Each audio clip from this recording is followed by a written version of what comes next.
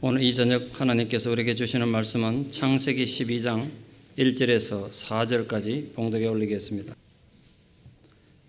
여호와께서 아브라함에게 이르시되 너는 너의 고향과 친척과 아버지의 집을 떠나 내가 네게 보여줄 땅으로 가라. 내가 너로 큰 민족을 이루고 네게 복을 주어 내 이름을 창대하게 하리니 너는 복이 될지라. 너를 축복하는 자에게는 내가 복을 내리고 너를 저주하는 자에게는 내가 저주하리니 땅의 모든 족속이 너로 말미암아 복을 얻을 것이라 하신지라. 이에 아브라함이 여호와의 말씀을 따라갔고 롯도 그와 함께 갔으며 아브라함이 하란을 떠날 때에 75세였더라. 아멘.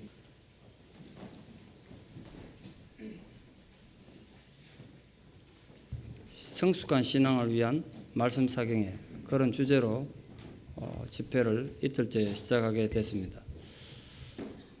저는 오늘 목사가 아니고 한 명의 성도로 참석을 했는데 제가 오늘 하루 지내면서 생각했어요. 성도님들이 이런 감정이구나. 성도님들이 주일날 교회에 오실 때 어떤 마음으로 오는지 제가 그걸 이해하게 됐어요. 제가 되게 기대하고 흥분이 있거든요.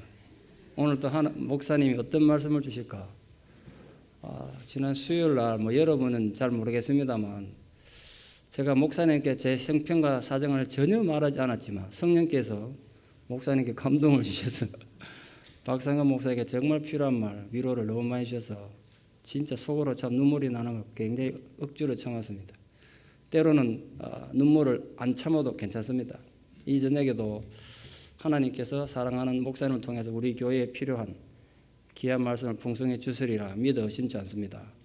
제가 자주 드린 말씀입니다만 한 교회나 한 공동체가 새로운 역사를 향해 갈 때 모든 공동체가 회개하고 깨달아야 되는 거 아닙니다. 그 중에 깨어있는 몇 사람이 하나님 사람이 중요하죠. 이 저녁에도 참석하신 이 많은 분들이 정말 이 목사님이 우리에게 들려주시고자 하는, 사실 목사님 지금 몸도 불편하시고 시차도 지금 잘 적응 안 됐을 텐데 그 전해주시는 말씀을 잘 새겨 들으셔서 정말 우리가 한번 성숙하는 귀한 기회가 됐으면 좋겠습니다. 사실 죄송합니다. 우리 목사님 나오실 때 할렐루야로 좀 환영하시고 말씀 듣겠습니다.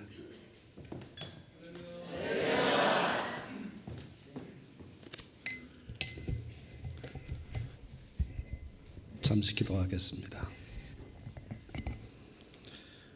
은혜를 감사합니다.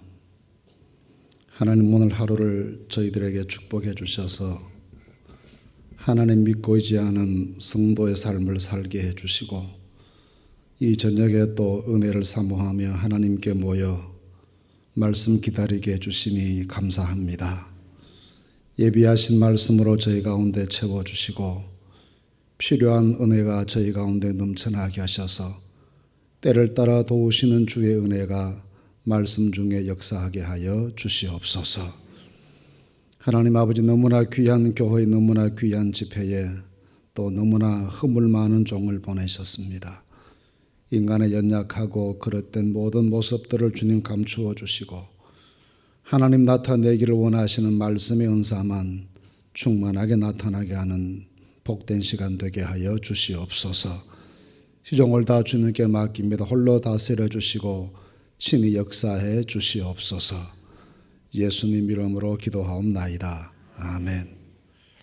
할렐루야. 이러저러한 여러 가지 일들로 금년에 미국을 4번째인가 5번째인가 그렇게 오게 됐습니다. 대체로 다 공무의 일로 왔죠.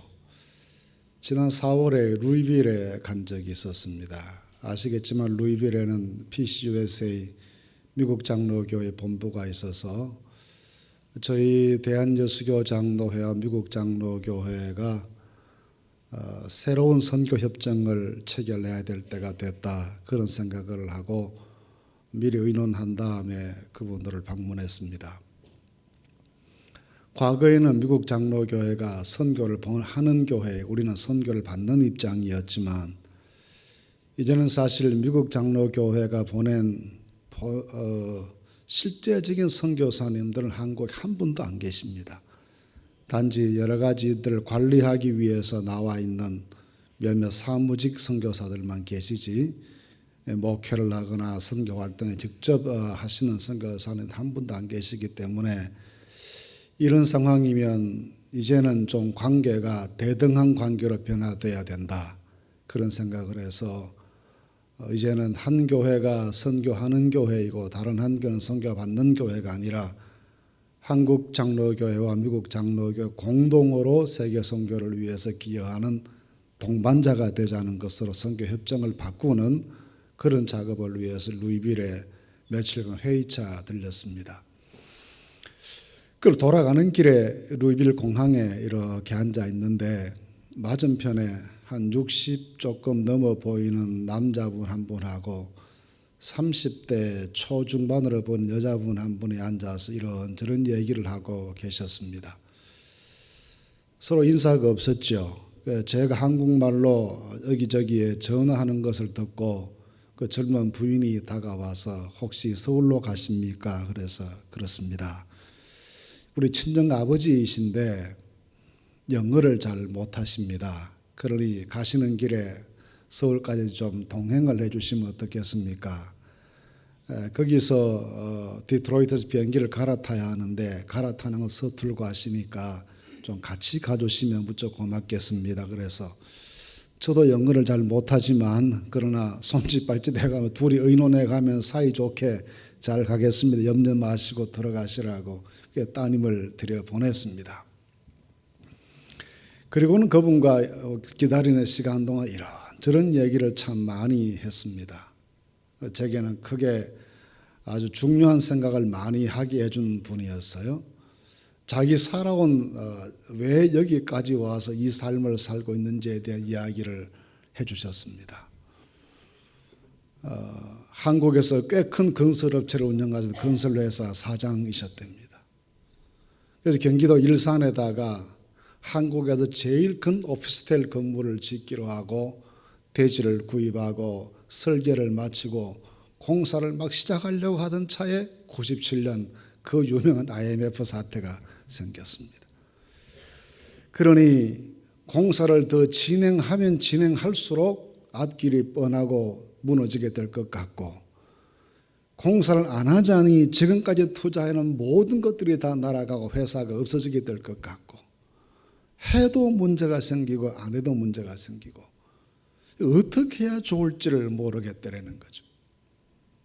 그래서 몇 날 며칠 회사의 중력들이 모여 문을 걸어 잠그고 아무리 연구를 하고 의논을 해봐도 이 파산하고 망하는 걸 막을 길이 전혀 없었습니다. 해도 그렇고 안 해도 그렇고. 그래서 마지막에 생각하다 한 데에서 자기 부인에게 전화를 했습니다.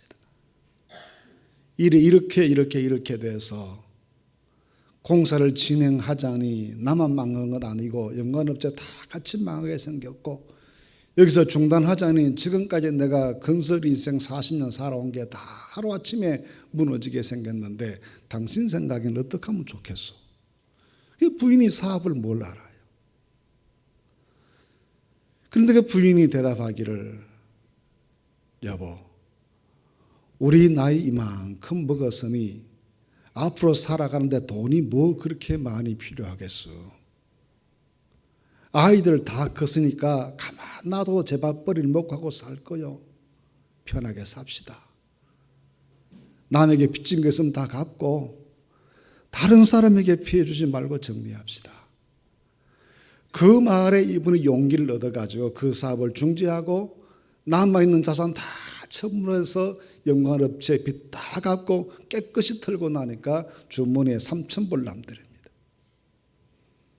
그 3,000불을 가지고 딸이 루이빌에서 공부를 하다가 거기 정착해 살았는데 찾아갔다는 거죠. 두 내외가 루이빌에 갔습니다. 강이 뭐 건설에서 사장하던 사람이 거기 가서 뭐 하고 살 게 있겠어요? 아무것도 할 일이 없습니다. 누가 말하기를 일식당을 하면 그래도 밥은 먹고 산다 그래서 일식당을 차렸답니다. 이것저것 친구들 도움도 받고 고향 가족들의 지원도 받고 해서 일식당을 차렸는데 이거 뭐 주방장이 바뀔 때마다 맛이 있다가 없다가 바뀌죠. 이게 도저히 안 되겠더래요. 방법이 뭐 없나 하고 여러 사람 물어봤더니 당신이 직접 해보면 상황이 달라질 거라고. 그래서 그날부터 집에다가 일식하는 요리사를 불러다가 공부를 했답니다.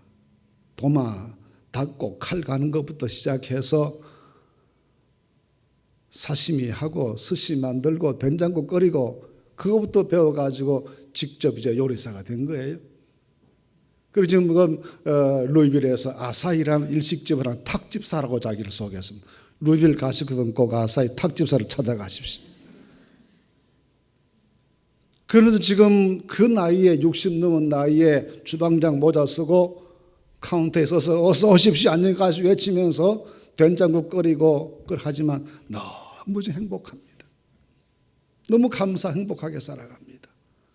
그러면서 제게 다 하나님의 뜻이겠지요. 그렇게 말했습니다. 저는 그분의 이야기를 눈물과 콧물과 함께 쏟아내는 그 이야기를 몇 시간 동안 들으면서 사람이 산다는 게 뭘까? 행복한 게 뭘까? 또 예수 믿고 사는 건 어떻게 사는 걸 말하는 걸까 하는 것에 대해서 많이 생각해 보게 했습니다. 저는 예수 믿는 사람은 어떻게 살아야 되느냐? 그렇게 물으면 생각을 많이 하고 살아야 됩니다. 그렇게 대답을 잘합니다. 예수 믿는 사람은 생각을 좀 많이 하고 살아야 합니다. 이사야 11장 3절 말씀에 장차 다가오실 우리 예수님 모습 소개하면서 그렇게 소개하죠. 그는 눈에 보이는 대로 심판하지 아니하고 귀에 들리는 대로 판단하지 않는다. 눈에 보이는 대로 느끼고 귀에 들리는 대로 말하다가 보면 온갖 세상 모든 이야기 다 영향받아서 옳고 그른 것이 뭔지 진리가 무엇이고 거짓이 무엇인지 분간하지도 못한 채 세상 흐름 세상 말에 휩쓸려 살아갈 때가 많습니다. 그리고 아주 감각적으로 살아갈 때가 많습니다. 제가 대학부를 지도하던 시절의 이야기입니다. 대학생들 데리고 여름 수련회를 갔는데요. 아침에 아이들 점검해 보니까 남자 대학생 하나 없어요. 언제부터 없냐 그러니까 밤에 목욕하러 나갔다 안 돌아왔다는 거예요. 세상에 밤에 목욕하러 간 친구가 안 돌아오면 즉시 찾아가 봐야지. 그제서 그 새벽에 강가에 나가 사방을 찾아보니까 있나요? 그날 오후에 저 하구에서 발견했어요. 숨진 채로 발견했어요. 수련회 갔다 그 다음날 전부 짐 싸서 교회로 돌아왔습니다. 죽은 아이 앞세우고. 그러니 교회는 뭐가 되겠으면 그 집은 또 어떻게 됐겠어요? 그 어머니가 처음 예수 믿기 시작한 분이에요. 이 아들 때문에 교회 나왔어요. 이 아들은 3대 독자예요.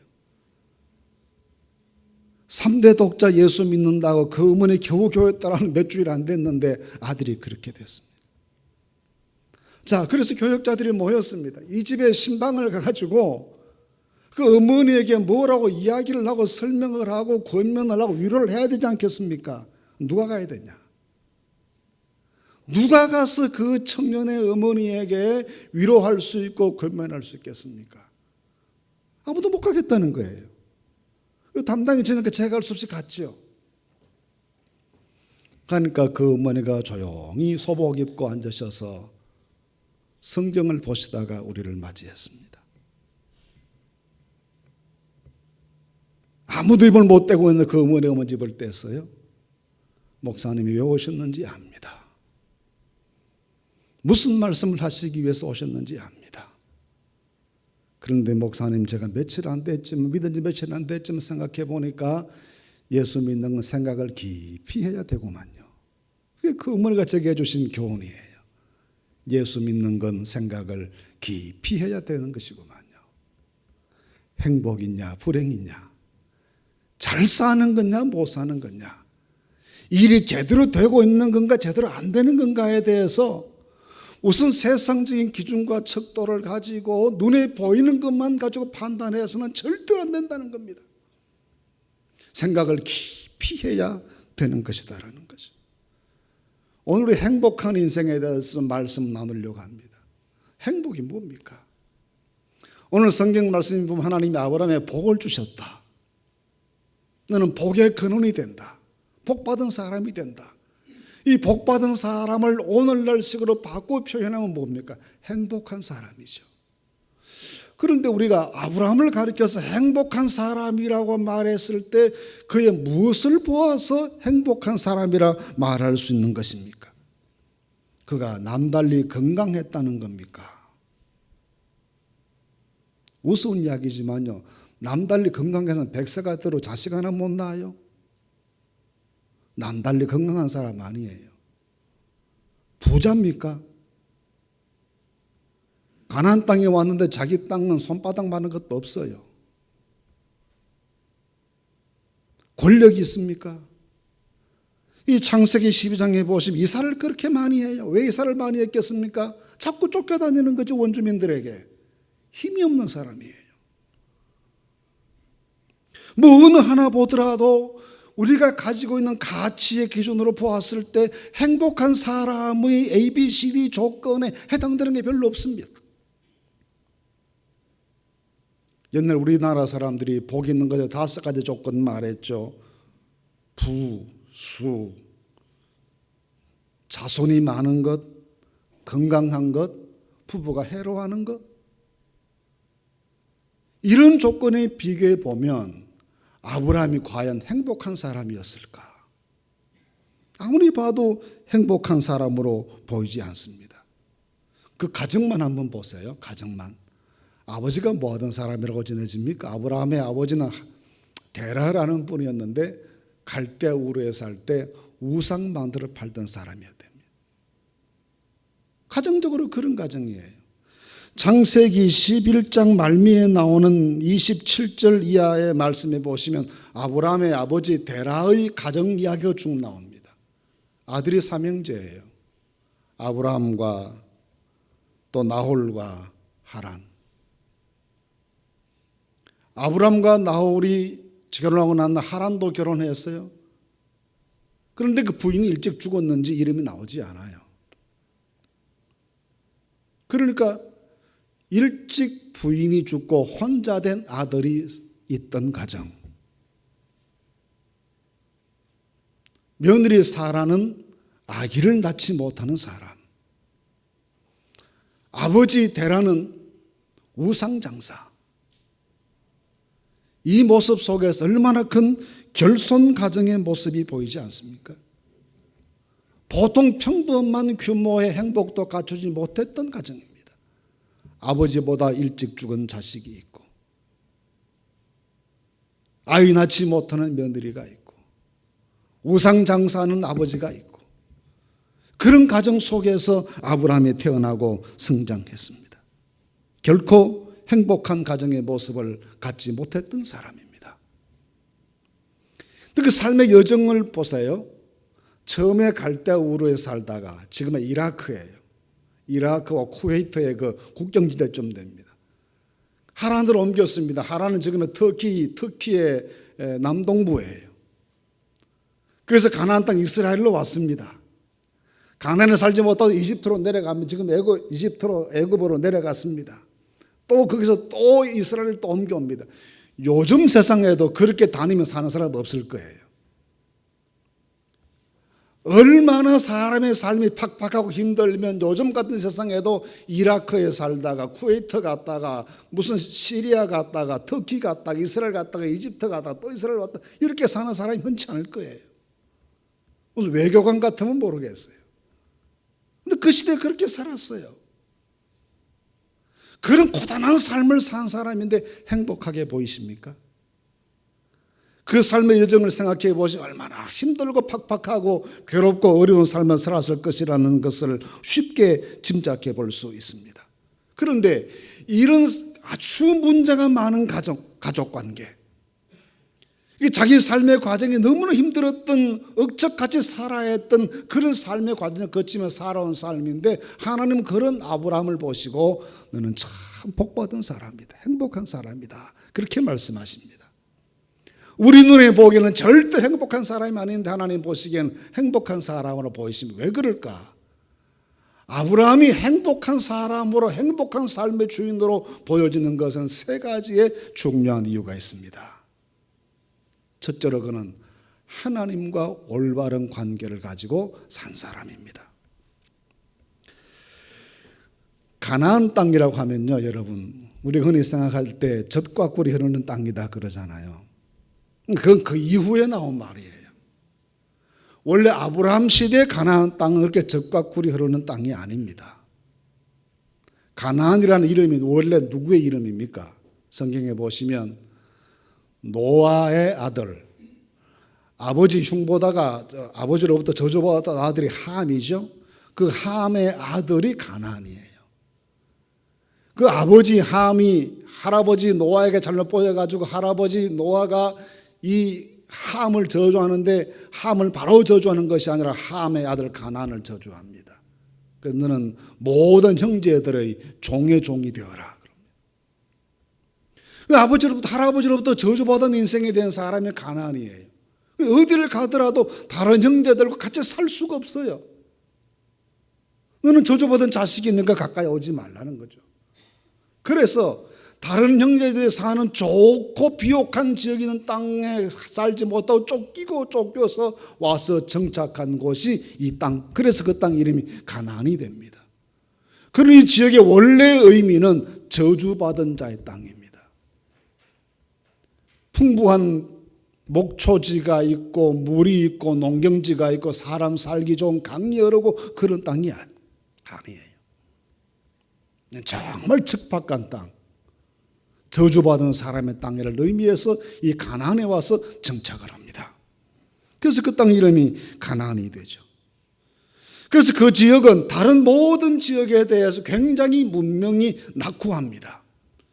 예를 들어 가까이 있는 바벨론 봐요. 조금 밑에 있는 페르시아를 봐요. 조금 서북쪽으로 가서 로마 그리스를 보고 남쪽으로 가서 이집트를 봐요. 다 고대 문명이 찬란하게 꼽히었던 문명의 중심지입니다. 그런데 이 땅은 뭡니까? 오래도록 문명이 낙후했던 미개되고 미개한 지역이 이 지역이었습니다. 쉽게 비교 이렇게 생각해 보십시오. 다윗과 골리앗이 싸움을 하지 않습니까? 전쟁을 하지 않습니까? 그러면 골리앗이 가진 무기는 무엇이었습니까? 그게 여러분 성경에는 안 나오나요? 제 성경에는 나오는데 뭐 칼과 단창, 창 그런 거잖아요. 그거 뭘로 만듭니까? 철이죠. 다윗이 가진 무기는요? 돌입니다. 돌과 철입니다. 쉽게 말하면 철기 문명과 석기 문명의 차이예요. 시기는 같은 시기인데 이 사람들은 철기 문명 시대를 살고 있는데 이 이스라엘 사람들은 아직도 석기 문명 시대를 벗어나지 못했어요. 이 석기 문명과 철기 문명을 무기에 비유해 본다면 원자 폭탄과 소총의 차이만큼 차이가 큰 겁니다. 문명이 엄청난 차이가 있어요. 그렇게 그 땅의 문명은 낙후하고 뒤졌다는 겁니다.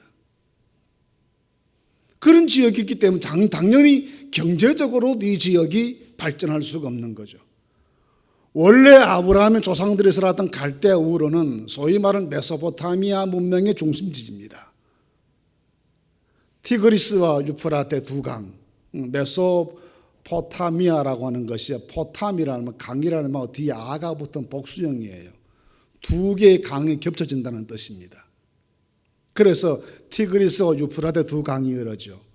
예전에는 교통이 제일 발전하기 쉬운데 강을 중심으로 교통이 발전하고 교통이 발전하다 보니까 문물의 교환이 많아지게 해도 그 지역이 번성했습니다. 또 강물을 이용해 농사를 잘 지을 수 있었으니까 소산도 많았습니다. 그런 이 지역이 경제적으로 번성하고 국제 간의 교육도 그 당시에 이루어졌고 많이 선진화된 그런 첨단을 걷는 지역이 메소포타미아 문명이었어요. 근데 지금 가나안 땅에 가면 여기는 아직도 다른 지역은 철기 문명 꼽히고 아직도 석기 시대를 벗어나지 못한 원시인들이 사는 지역이 이 지역입니다. 그러니 하나님께서 아브라함을 가나안에 보내시면 내가 내 복을 준다고 하셨을 때 그 복이 물질적인 것이면 아브라함이 가나안으로 와야 될 이유가 없습니다. 그 물질적인 메소포타미아가 훨씬 더 좋은 거예요. 그런데 그 좋은 거 다 버리게 하시고 본토 친척 아버지 집을 떠나고 다 내던져 버리게 하시고 내가 너에게 지시할 땅으로 가라가 보내셨는데 그렇게 와보니까 그 척박한 땅 가나안인데 거기에 사는 아브라함을 보시고 하나님께서 흐뭇하게 보시면서 너 참 복받은 사람이다 그러십니다. 뭐가 복받은 사람입니까? 이유가 한 가지입니다. 거기에 와서 아브라함이 비로소 하나님과의 바른 관계를 맺고 살았기 때문입니다. 오늘 그 뒤에 이어지는 말씀 보시죠. 아브라함이 가는 곳마다 하나님께 단을 쌓았다. 하나님께 제사 드렸다, 예배 드렸다 그 말이죠. 그 말은 다른 말로 말하면 하나님과의 바른 관계를 정립했다는 것입니다. 사람은 하나님께서 지으셔서 세상에 보내시고요. 이 땅에 살면서 하나님이 원하시는 일을 하나님의 은혜로 감당하다가 죽으면 어떻게 됩니까? 하나님께로 돌아가는 존재입니다. 내가 나기 전부터 하나님의 계획 속에 있었고 죽고 난 다음에도 하나님과 관계 속에 있는 존재예요. 그래서 사람을 가리켜서 신학적 존재라고 합니다. 때문에 인간이 신학적인 하나님과의 관계를 떠날 수 없는 존재이기 때문에 그 인간의 행복이란 하나님과의 관계가 정상화되었을 때만이 누릴 수 있는 것입니다. 그래서 파스칼이 그렇게 고백했대죠. 오 하나님, 내가 하나님을 알기 전에는 이 내 속에 있는 공허를 채울 길이 없었습니다. 그래서 하나님으로만 채워질 수 있는 공간이 우리 속에 있는데 절대 공간이라고 그러잖아요. 하나님만이 채워질 수 있는 절대 공간이 있어서 그 하나님과의 관계가 바르게 되지 못하면 언제나 고통과 괴로움과 슬픔 속에 살아갈 수밖에 없다는 것입니다. 때문에 하나님과의 관계가 비틀어지는 그 순간부터 사람은 불행해지기 시작합니다. 아담을 보세요. 선악과를 먹습니다. 선악과를 먹었다는 말 하나님과의 관계를 깨뜨렸다 그 말이죠. 불순종하고 하나님과의 관계가 파괴되었다는 것입니다. 그때 제일 먼저 찾아오는 현상이 무엇입니까? 하나님 보기가 두려워집니다. 둘째는요, 자기 아내를 원망하기 시작합니다. 이 여자가 먹으라 그래서 제가 먹었습니다. 책임을 전가합니다. 그러다가 더 나아가면 땅에서 가시와 엉겅퀴가 나온다 그랬어요.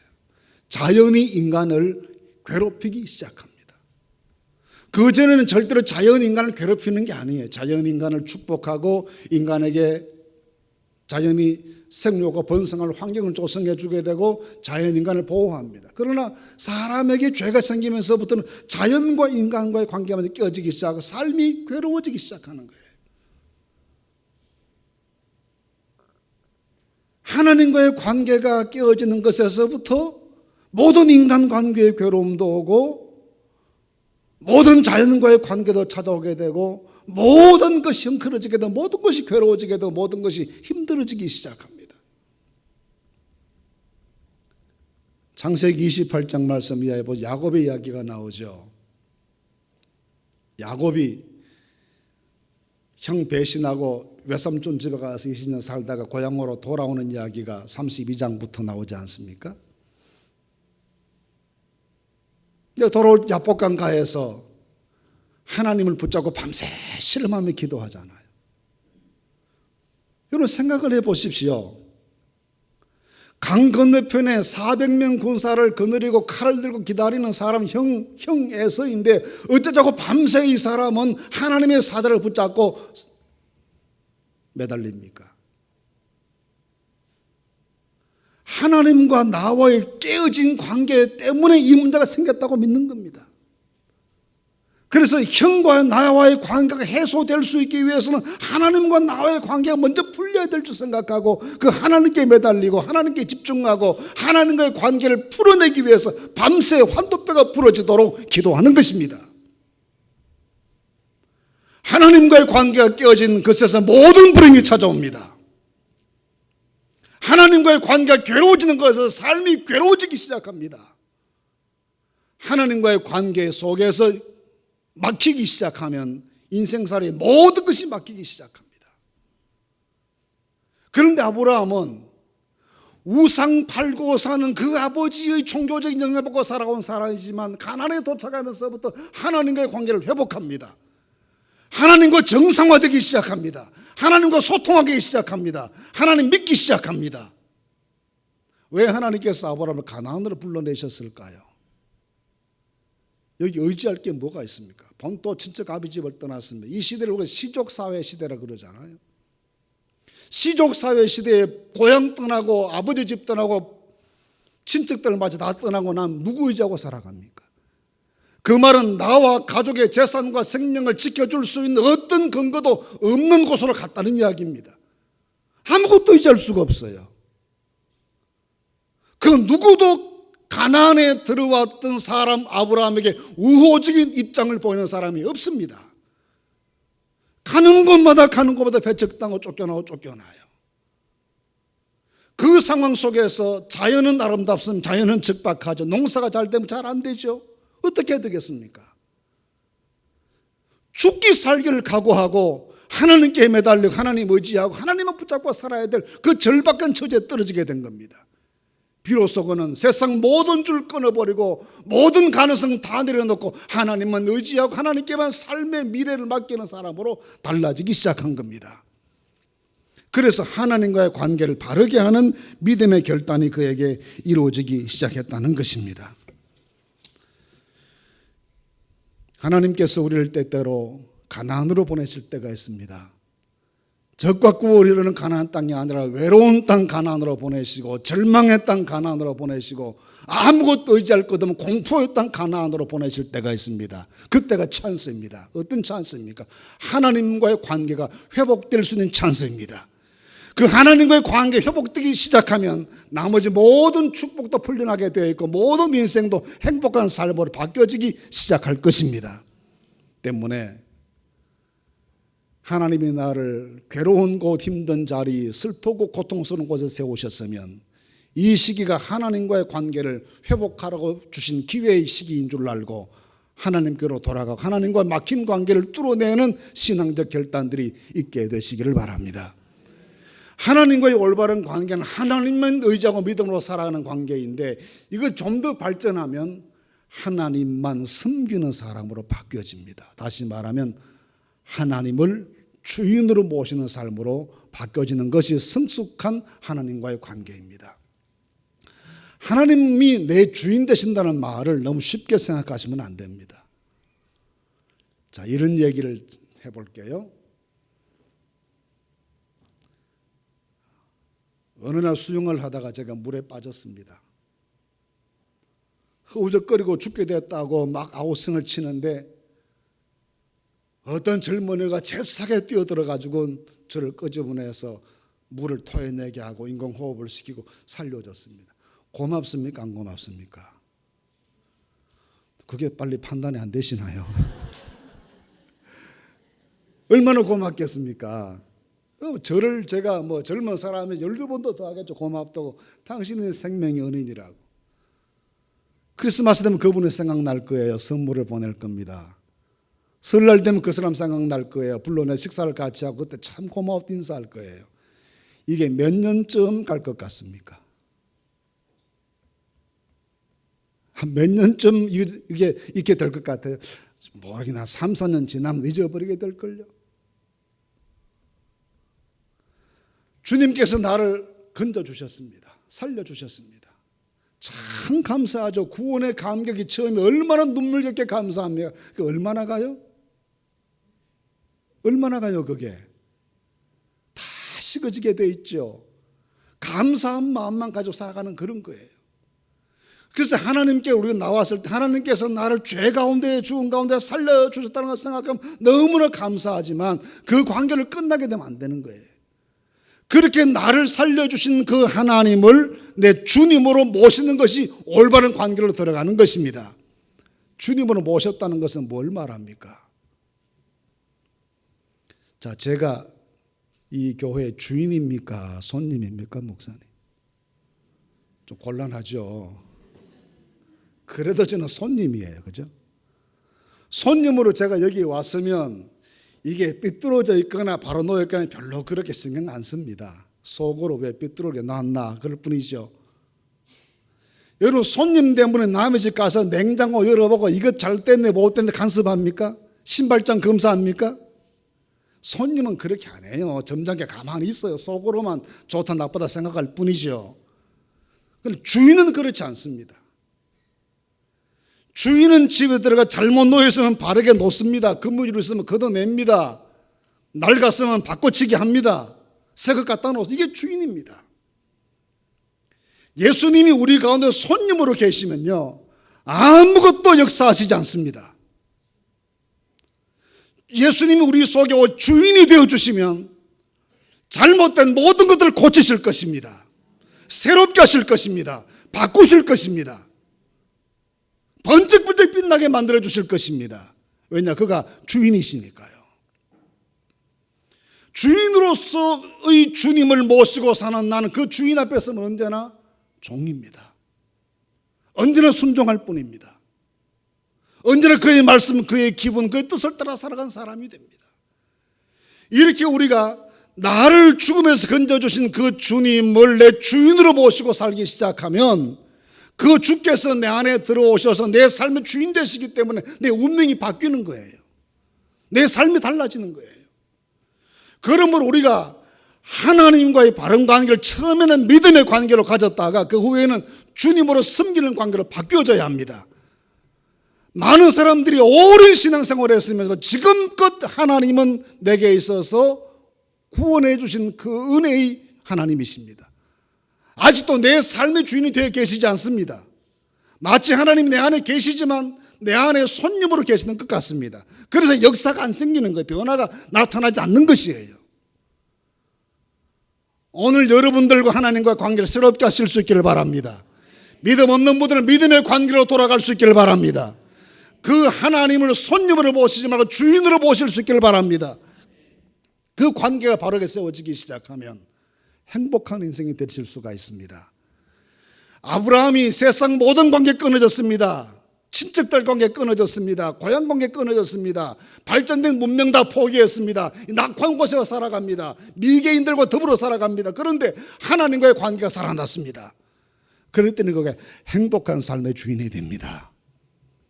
이 은혜가 여러분 가운데 풍성하게 되시기를 간절히 바랍니다. 두 번째 행복한 이유가 있습니다. 하나님께 순종하는 사람이 되었기 때문입니다. 하나님께서 아브라함에게 내가 네게 지시할 땅으로 가거라. 내가 너에게 일러줄 곳으로 가라.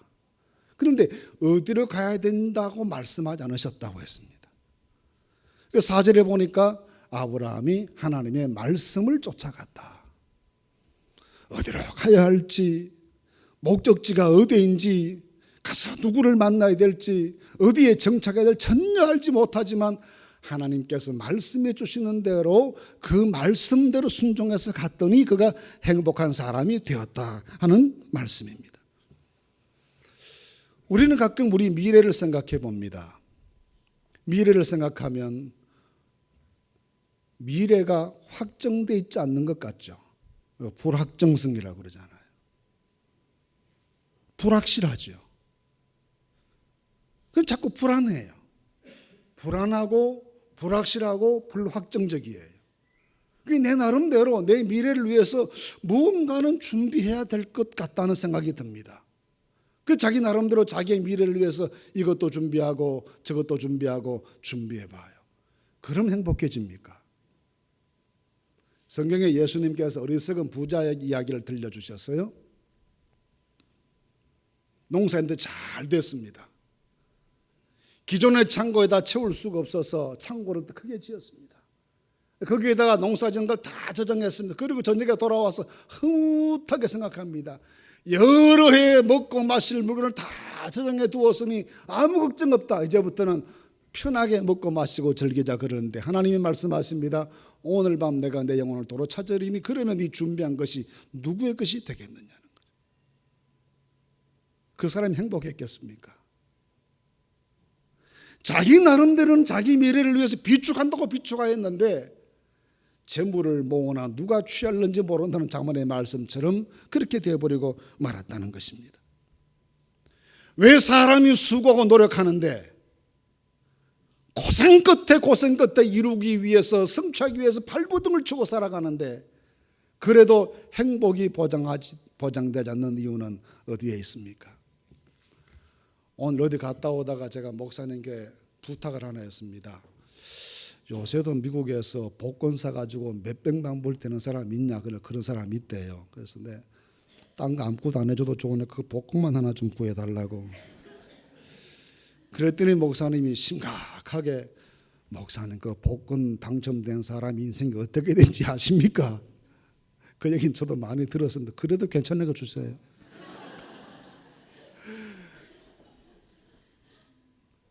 어떤 데 그런 생각 해보잖아요. 그렇게 해서라도 뭔가 준비되면 좋겠다. 벼락이라도 좋으니까 돈벼락 맞아보면 좋겠다. 별 생각을 다 하고 살아가죠. 그런데 그렇게 열심히 준비하고 노력하고 해서 뭔가를 예비하고 비축해 보려고 하는데 그것이 왜 나를 행복하게 만들지 못합니까? 중요한 이유가 있습니다. 그 과정 속에 자기 욕심이 개재되기 때문입니다. 사람은 욕심이 개재되면 절대로 행복하지 않습니다. 욕심으로 많은 것을 만들 수는 있습니다. 비축할 수도 있습니다. 그런데 행복해지지는 않습니다. 왜냐? 욕심이 잉태하면 죄가 되고 죄가 자라면 사망이 되기 때문입니다. 그래서 사람이 자기 욕심으로 이루는 그 모든 것들은 결코 자기를 행복하게 만들지 못합니다. 무엇이 그를 우리 행복하게 만드는가? 사람이 정말 행복해지려면 하나님 말씀에 순종해야 합니다. 그런데 우리는 하나님 말씀에 순종한다고 하는데 하나님의 말씀이 도대체 우리에게 어떻게 들리는지를 알 수가 없어요. 하나님의 말씀 때때로 내 양심을 통해서 또는 도덕적인, 윤리적인, 일반적인 원리를 통해서 말씀하세요. 도둑질 하지 말아라, 뭐 이런 거 다 양심을 통해서 말씀하시잖아요. 또 어떤 경우는 세상 환경을 통해서 말씀하세요. 내게 주어진 처지 입장에 따라서 내가 어떻게 해야 될지를 말씀하신단 말이에요.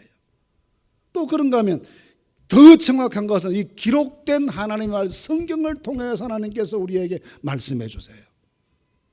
그런데 성경을 통해 내게 말씀하시는 그 말씀을 들을 수 있는 귀가 우리에게 없는 게 문제죠. 그래서 예수님이 들을 귀 있는 자는 들을지어다 그러셨어요. 그 들을 귀가 어떻게 생기는가? 하나님의 말씀을 들을 때 하나님의 말씀으로 내게 들려질 수 있기 위해서는 평소에 자기 영혼을 갈고 닦지 않으면 이 하나님의 말씀이 지나가는 말로 들리지 하나님의 말씀을 들려지지가 않습니다. 내 영혼 속에 파고 들어오는 말씀이 안 된단 말이에요. 그저 지나가 스쳐가는 이야기를 들릴 수밖에 없어요. 영혼을 갈고 닦는 것은 무엇입니까? 깊은 기도와 말씀에 대한 묵상 훈련을 많이 하셔야 돼요. 마음이 청결한 자가 복이 있나니 저희가 하나님을 볼 것이며 했습니다.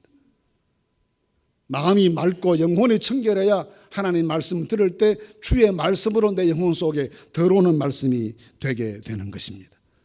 그렇게 들려진 하나님의 말씀을 분별해서 들려주신 분별된 주님의 말씀대로 순종하고 살아갈 때 그때 그 사람에게 행복한 삶이 이루어지게 하시는 하나님의 축복이 열매 맺게 되는 것입니다. 출애굽기 15장 말씀에 보시면 홍해를 건넌 다음 이스라엘 백성들이 제일 먼저 만난 어려움이 기록되어 있죠. 마라의 썬물 사건입니다. 한 사흘 지나니까 광야길 사흘을 걸으니까 물이 없어 죽을 지경인데 누가 물 찾았다. 가서 보니까 있어서 마실 수 없는 물이에요. 그 마라라고 하는 지역이 홍해 해변가에 있는 곳입니다. 그러니 아마도 두 가지 가능성이 있다. 그 근처에 온천이 많은 지역, 지금도 여행 가 보시면 그 길가에 그 온천들이 흘러내리는 걸 많이 볼 수 있거든요. 그래서 제 생각에 두 가지 가능성이 있다고 봐요. 하나는 소금물이 스며들어서 그렇게 쓴 물이 됐다고 보기도 하고, 아니면 온천수처럼 무슨 여러 가지 성분들이 많이 녹아 있어서 이 쓴 물이었다고 볼 수도 있겠는데, 이 쓴 물이 마셔지지 못할 물이 어떻게 해요? 백성들을 나오성인데 모세가 기도하잖아요. 그때 하나님이 말씀하십니다. 이 나뭇가지 하나 꺾어서 물에 던져라. 꺾어 던졌더니 그 물이 달아져서 모든 사람들이 다 잘 마셔서 힘을 얻어서 갈 길을 갔다. 이게 광야에서 만난 첫 번째 기적입니다. 그게 무슨 의미가 있을까요? 광야의 첫 번 기적으로 이 기적을 주신 이유가 무엇일까요? 무슨 까닭일까요? 잘 생각해 보십시오. 그 선물을 단물로 바꾼 것은 나뭇가지인데, 그래서 학자들이 마라 근처에 서식한 식물들을 광범위하게 조사했습니다. 그중에 어떤 식물에게 특별한 약효 성분이 있어가지고 소금물 같은 짠물에 집어 던지면 그 물이 달아지는, 물이 정화되는 그런 효과가 있는 식물이 자라는가 다 조사해 봤는데 그런 식물이 없어요. 식물이 약이 아닙니다. 식물의 능력이 있는 것 아니에요. 말 같지 않는 말처럼 들리지만 하나님의 말씀이기 때문에 그 말씀에 순종했을 때 나타나는 기적이지, 물이 약입니까? 나뭇가지가 약입니까? 아닙니다. 말씀에 대한 순종이 기적을 만드는 겁니다. 요한복음 9장에 보시면 여러분, 예수님이 성전에서 나오시다가 나면서부터 소경된 사람 만나죠. 그러니까 사람들이 묻습니다. 이 사람 나면서부터 소경된 이렇게 된 것이 아버지 죄 때문입니까? 자기 죄 때문입니까? 예수님이 아니다. 누구의 죄 때문이 아니라 하나님이 하시고자 하는 일을 나타내기 위함이다 그러셨습니다. 그리고 그 사람을 부릅니다. 불러서 하시는 모습 보세요. 침을 뱉으셔가지고 땅에다가 진흙을 이기시고 그걸 보지 못한 사람 눈에 발라주시고 하시는 말씀이 실로암 못에 가서 씻어라. 여러분, 그게 이해가 되세요? 그런 예수님의 행동이 이해가 되시냐고요.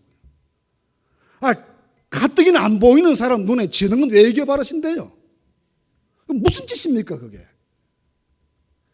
사람을 놀려도 분수가 있지요. 그러지 않아도 소경된 사람이 가는 곳마다 사람들에게 비난받고 조롱받을 터인데 거기다 진흙까지 쳐바르고 나타나요?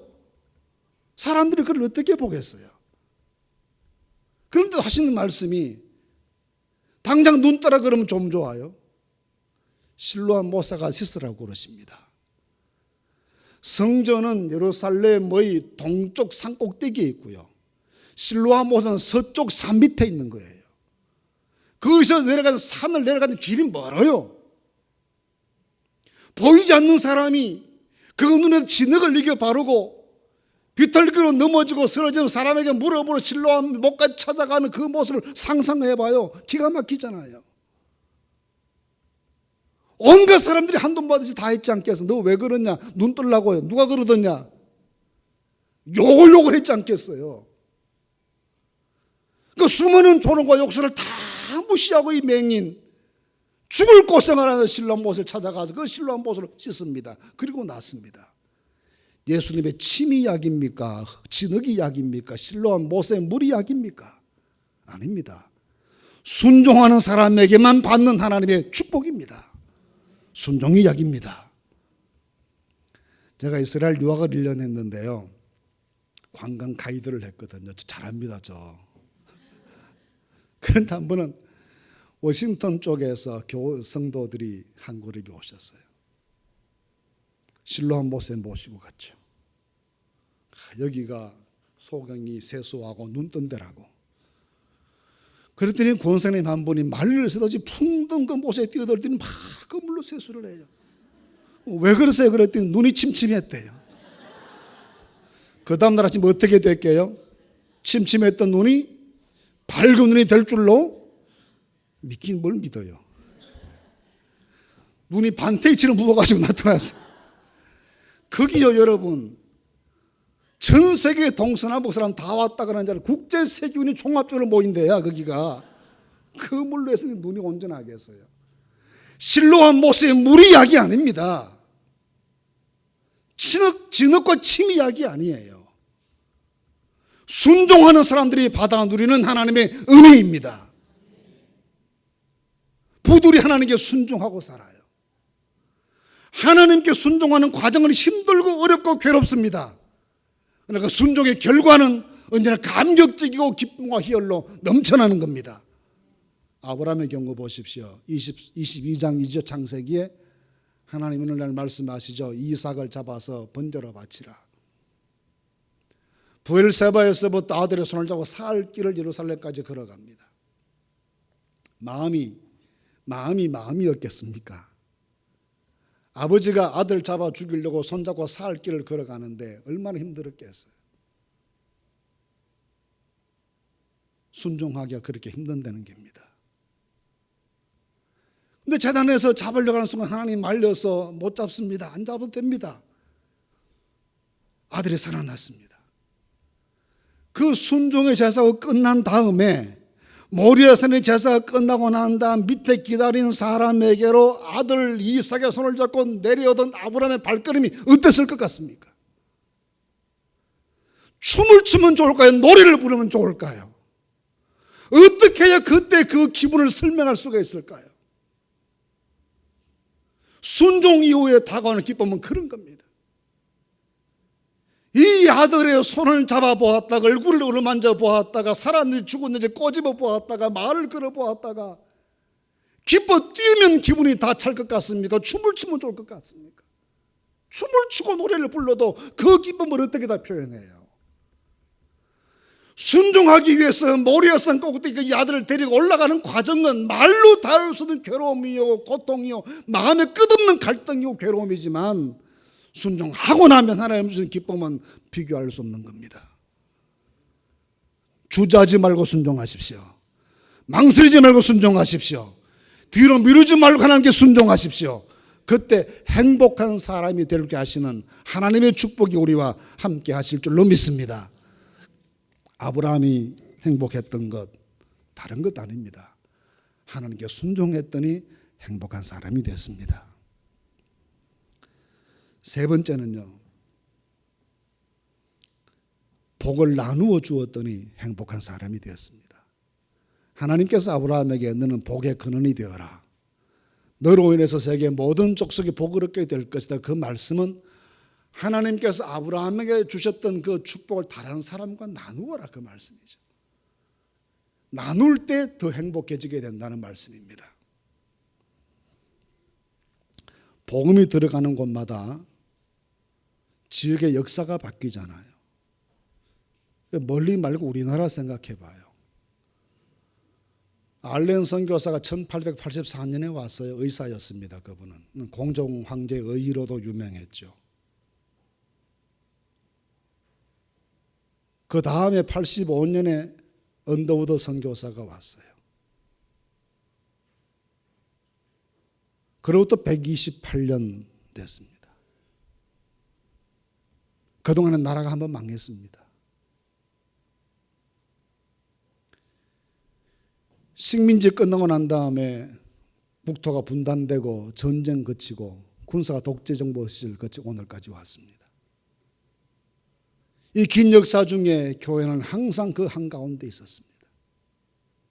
나라 일었을 때는 독립운동의 중심에 서 있고 공산당 쳐들어왔을 때는 공산당을 막아내는 일에 목숨 걸고 순교했고 군사 독재 정부 시절에는 자유와 인권을 위해서 앞장서 투쟁했습니다. 그랬더니 하나님께서 복을 주셨습니다. 모든 우리나라만이 아니라 세계 모든 나라에 복음이 들어가고 교회가 건강하고 성도들이 끼어 기도하는 곳마다 하나님께서 복을 주십니다. 이 받은 복을 나눌 수 있을 때 하나님은 우리를 더 행복하게 만드십니다. 그래서 우리 주님 말씀에 받는 자보다 주는 자가 더 복이 있다 하셨습니다. 아브라함이 하나님 앞에 복을 받았다는 건 무엇입니까? 영적인 은혜를 받았습니다. 하나님을 섬기고 사는 그 복을 받았습니다. 만 가지 복의 창고를 열 수 있는 열쇠를 가질 것이다 마찬가지입니다. 비밀을 깨달았습니다. 사람의 삶과 사회 공동체 전체 행복해질 수 있는 방법을 터득했습니다. 근데 그걸 혼자 가지고 있어요? 그럴 수 없잖아요. 아브라함은 하나님이 살아계신 것을 자기 전체 삶을 통해서 증거합니다. 누구를 찾아가서 하나님 살아계시면 설명하지 않더라도 그 살아가는 모습 자체가, 그 살아가는 내용 자체가 하나님께서 살아계시고 하나님께서 그를 의지하는 자에게 복 주신다는 것을 보여주시는 그런 삶을 살았습니다. 그래서 그를 바라보는 사람들마다 과연 하나님이 계신다는 것을 느꼈습니다. 바로의 임금도 그것을 느끼고 아비멜렉도 그것을 느끼고 가나안 땅의 많은 사람들도 아브라함의 삶을 보면서 하나님 계신다는 사실을 깨닫고 그 하나님께 두려워하는 마음을 가졌습니다. 삶이 전도였습니다. 한번 제자들이 예수님께 우리에게 아버지를 보여주십시오 그랬습니다. 그때 예수님 대답이 무엇입니까? 나를 본 자는 아버지를 보았다 그러셨습니다. 그 말씀 물론 내 안에 아버지 계시고 아버지 안에 내가 있고 아버지와 나는 하나이다라고는 대단히 중요한 신학적인 말씀이기도 하지만 동시에 나를 보면 하나님이 어떤 분인지 모르냐는 질문이기도 합니다. 내가 한 말, 내가 일으킨 기적, 내가 사람들을 어떻게 대하는 것, 내가 어떻게 살아온 것, 이걸 보면 내 아버지 하나님 어떤 분이신지 모르겠느냐는 겁니다. 다시 말하면 예수님 자기의 전체 삶을 통해서 아버지의 모습이 모든 사람들에게 충분히 전달될 수 있도록 그렇게 사셨다는 겁니다. 삶의 내용이 곧 말씀이었고 삶의 내용이 곧 계시였다는 것이죠. 그래서 나를 본 자는 아버지를 보았다고 말씀하십니다. 그것이 예수님이 받은 복을 모든 사람에게 나누시는 방법이었습니다. 하나님께서 아브라함의 삶의 모습을 통해서 그 인간 모든 사람들에게 하나님이 살아계신 것을 알 수 있도록 나누어지게 하셨다면 오늘 우리의 삶을 통해서도 하나님의 은혜, 하나님의 사랑, 예수 그리스도의 구원의 축복이 어떤 것인지를 주변 사람들에게 알려질 수 있도록 살아가는 것, 그것이 복을 나누고 살아가는 사람의 자세입니다. 사도 바울이 교회를 가리켜서 교회는 그리스도의 몸이다 그러잖아요. 그러면 교회가 그리스도의 몸이면 그 교회의 모습에서 누구 모습이 보여져야 정상입니까? 교회가 그리스도의 몸이니까 교회의 모습에서 그리스도의 모습이 보여져야 정상이지 않겠습니까? 그 교회의 모습에서 그리스도의 모습이 보여져 세상 사람들 그 모습을 보고 경외심을 느끼게 되고 진리를 구하게 되고 하나님께 돌아오고자 하는 열망이 생겨나게 될 것이에요. 그것이 선교입니다. 어떤 분이 이사를 갔는데요. 이사를 갔는데 미리 어느 교회를 가야 되겠다 생각하지 않고 이사를 갔대요. 낯선 도시에 가서 어디에 교회가 좋은 교회가 있는지 알 길이 없잖아요.